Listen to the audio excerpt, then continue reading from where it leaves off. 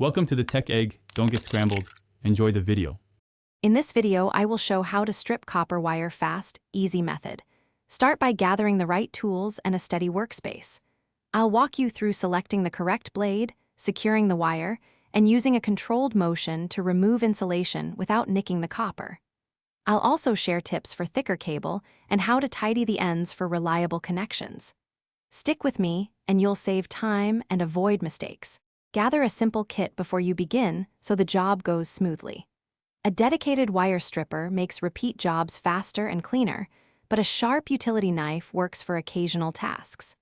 Secure the wire in a vise or clamp to keep both hands free and reduce risk of slipping.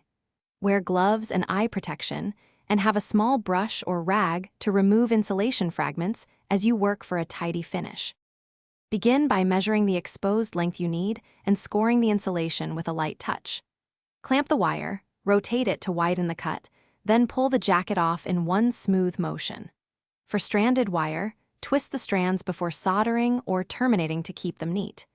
Inspect the copper for nicks and trim if needed, then finish with a quick cleanup so the wire is ready for reliable connections in your project.